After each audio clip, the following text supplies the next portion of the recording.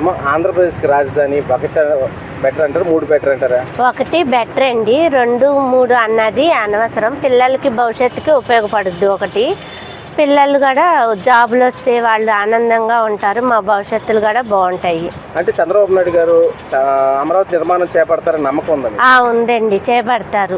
ఎందుకనంటే ఆయన ఏదైనా అనుకున్నది సాధించగలుగుతారు.